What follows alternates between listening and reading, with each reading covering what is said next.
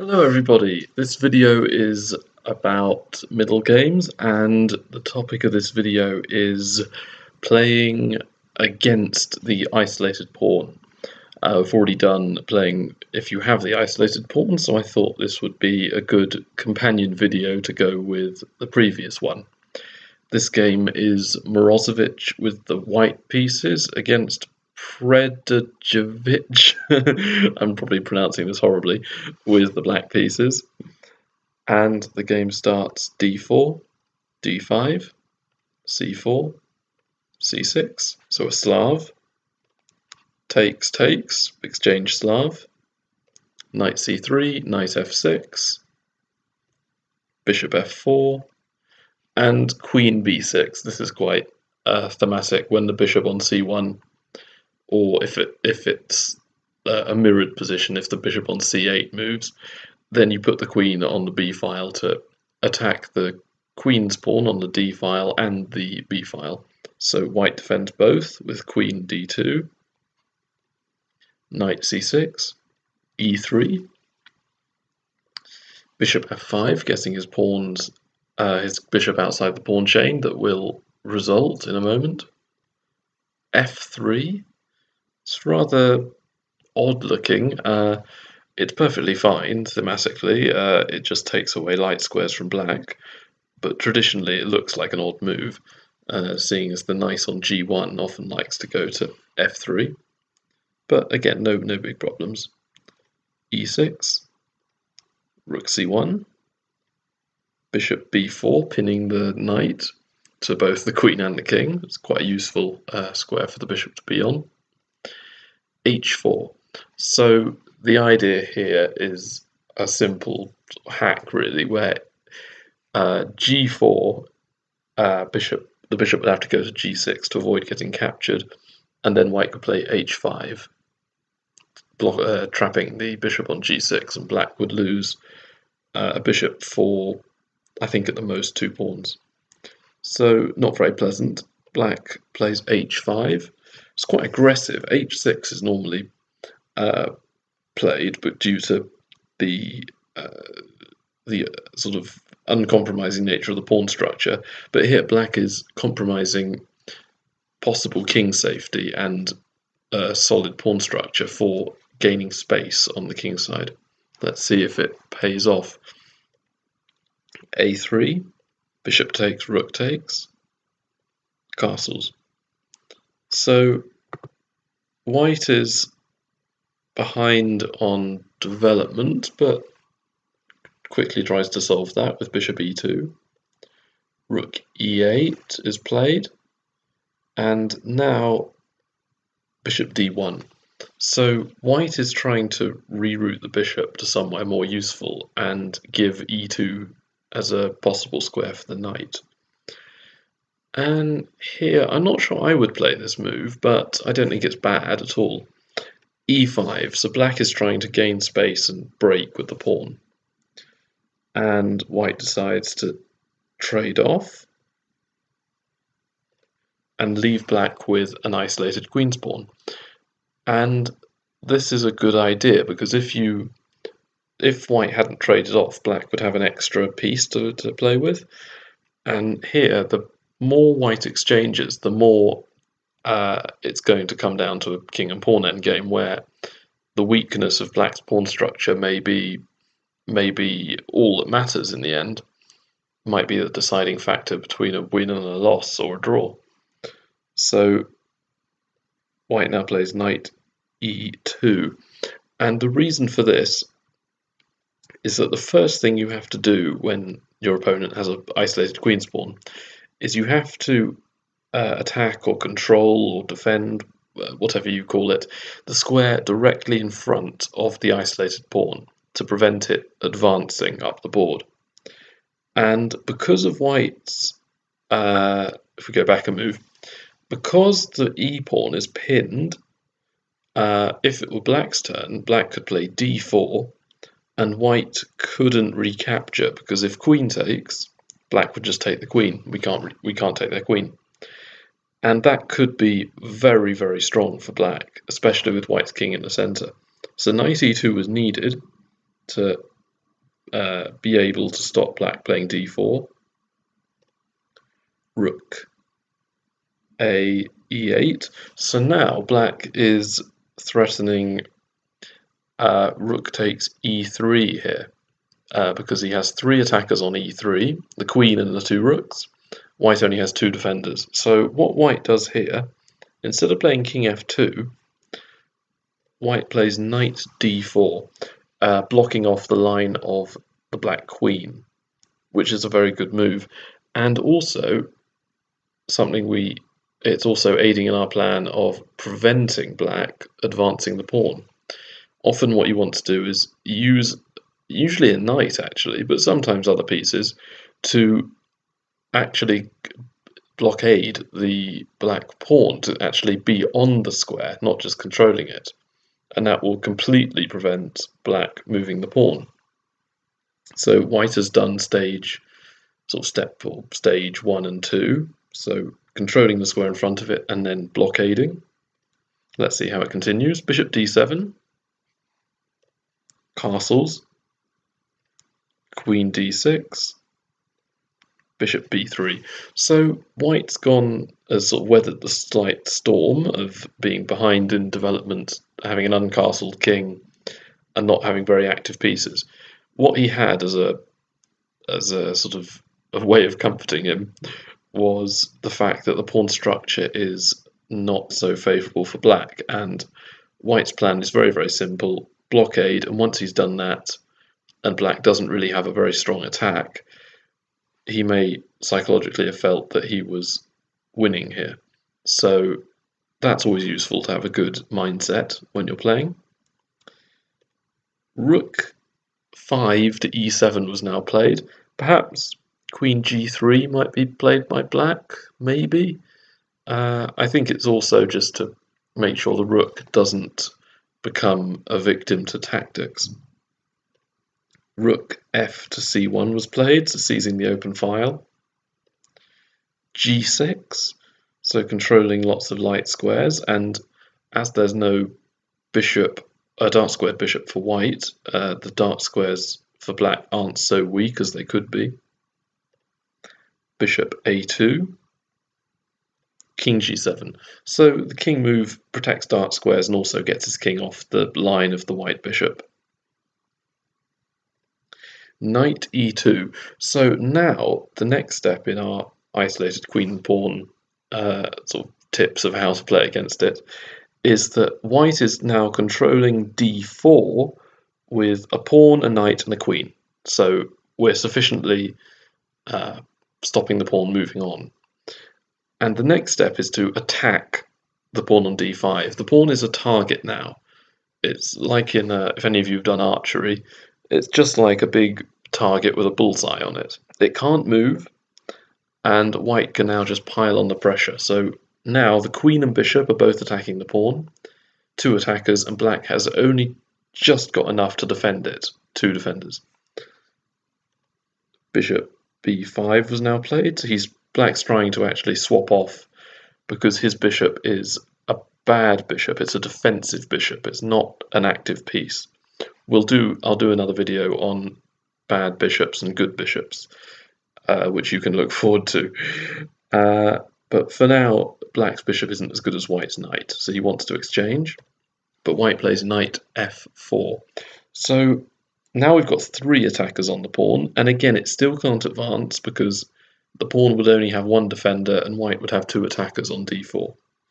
So queen b6 was now played, and what black is aiming for is to basically trade pawns, with white taking the isolated pawn on d5 and black taking the pawn on e3, and black then would actually have an initiative.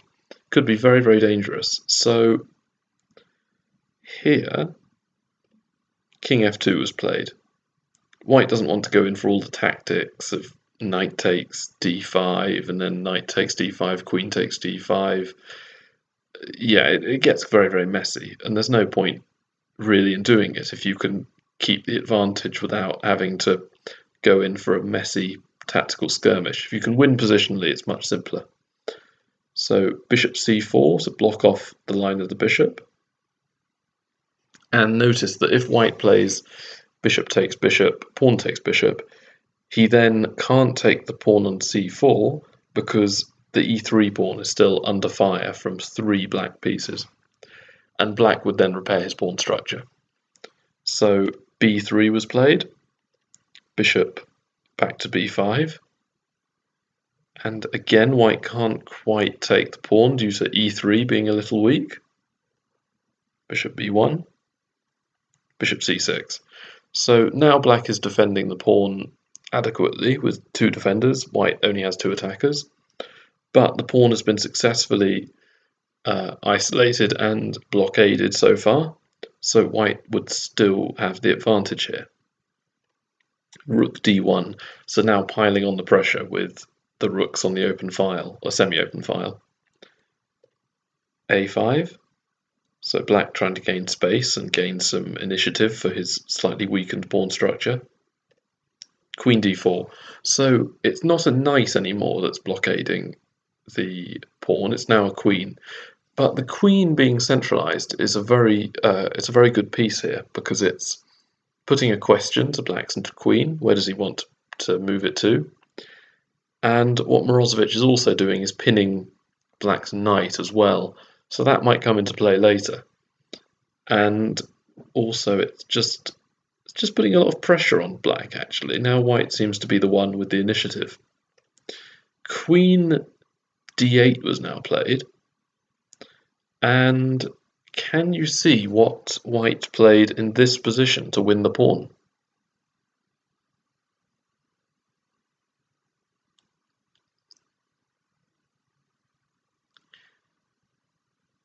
Okay, another 5 seconds. Have a look at the queen on d4. Have a look at what it's doing on d4.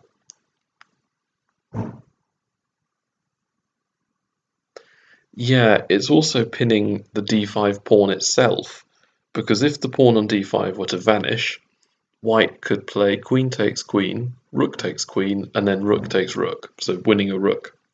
So e4 was played, and black can't liquidate and remove his isolated pawn. Queen d6, pawn takes pawn.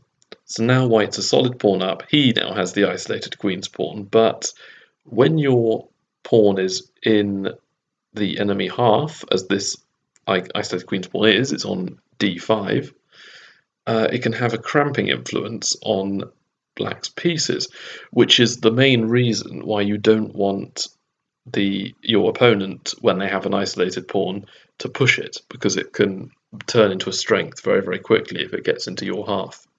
That's why you have to blockade it. So bishop b5 was played. Bishop d3. Now white is desperate to swap off, and black does so. And white takes with the c rook, adding a defender to d5. And here I think Mirosevich's opponent, again, apologies for the mispronunciation, I'm sure, Predojevic, he might have been a little desperate to try and create some activity. So we played rook e5. It's not bad so far. It gets out of the pin, it attacks the pawn. White plays b4. And here rook e4 was played. I'm not sure I like this move. And white immediately took. And if I was black, I would play queen takes f4 check. And after, say, after rook f3, perhaps I could just about play queen back to queen takes h4, but it does start to look very nasty for black with that pinned knight on f6. So I can understand why rook takes e4 was played instead. And now white does a sort of desperado, and he knows he's going to lose the knight, so he may as well lose it for some material. Knight takes h5 check, pawn takes h5, rook g3 check. So now white's activity is clear. White's got a very good initiative, and black's knight on f6 could be exploited a lot if the king stays pinned to the knight. King h8 was played. Queen c3, keeping the pin. Pawn takes, pawn takes. And here, rook e5 was played, so getting out of the pin again and attacking d5. But black is now the exchange down, so when you're the exchange down in this sort of late middle game / early end game, depending on your definition, the black is aiming for a draw here, really, because, I mean, when you're the exchange down, unless you get a really good attack, you're unlikely to win. And the way to get a draw is to swap off all the pawns. So if it was just a rook versus knight, it would be a draw. There's also a threat of knight e4 check as well, that needs to be mentioned. So king g1 was played, and knight e4 was not played because white has queen c8, and that leads to, I think there's a mate in about 5 here. Black can jettison off all the material, but white will eventually play after king h7, queen g8 check, king h6, and then queen either g7 or h8 checkmate. So knight g4 was played, cutting off white's rook, and here white actually sacked the exchange back because black's rook is still pinned, so we can swap off to reach a 1 endgame. Black needs to play f6 to stop losing lots of material. Rook takes, pawn takes. If you trade off queens, white's d-pawn can just run to the end of the board. Black can't catch you. So f takes, and actually Morozevich played queen c8, and his opponent resigned here. And even though Morozevich is only a pawn up in this exact position, his queen is very, very powerful. The opponent's queen is playing a very defensive role, and Morozevich should be able to pick off lots of pawns. So just to go on a little bit from this position, this is a possible continuation. 1 pawn down. If, say, king to the 6th, queen c6 will win, so king back, check.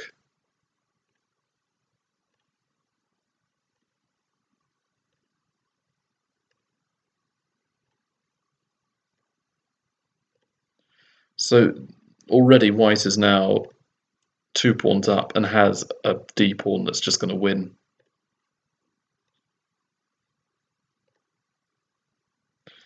And I think here black, if I was black, I'd resign, because my only real chance is queen takes pawn, but unfortunately white has queen h3, and my king on h7 is a little bit too far away to catch the pawn on d6. And yeah, this is resignable. So very, very briefly, just to go back,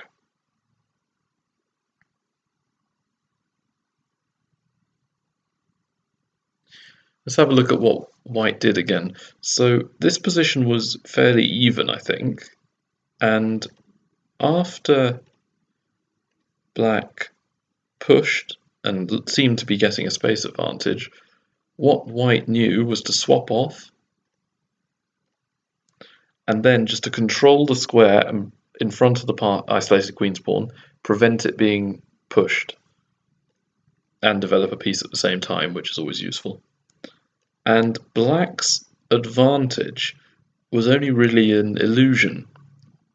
If white could play this positionally, blockade the pawn and put his knight on a very good central square, that would influence the whole board, and it makes black's pieces now look very toothless. There isn't really anything to attack, and white maintains the positional advantage. So he's maintained the knight on d4 for long enough, reroutes the pieces to make sure they are all doing their jobs and they have a function, and then does move the knight away, but only to allow white to put more pressure on d5, and just doesn't allow for any silly complications, doesn't allow for the pawns to get swapped off or for black to gain an attack. He just nullifies black's initiative, and again he just realizes that all he needs to do make sure black doesn't have any compensation, and eventually, it doesn't matter if it takes 20 moves or if it takes 50, black should be worse eventually because of his bad pawn structure and white's superior plan of just being able to have a key central square under his command, d4, and black having to defend and not attack on d5. And eventually white wins the pawn and does so in a manner that puts his opponent under even more pressure by cramping all his pieces and then swapping off down to a winning endgame, being a pawn up. And even though black does try and complicate, white had seen that it was all smoke and mirrors. Black was just losing in the following position. And then a very key thing you should do in a late middle game, early end game, if you can, if you're winning, just swap off. Doesn't even matter if you give back material. If you're still winning, it's much easier to go for a simple win than try and complicate and make the game last another 20 or 30 moves. So I hope you got something from this video. Comment, like, subscribe. Any questions, feel free to leave them for me and I'll try and answer them. And I'll see you in the next video. Bye.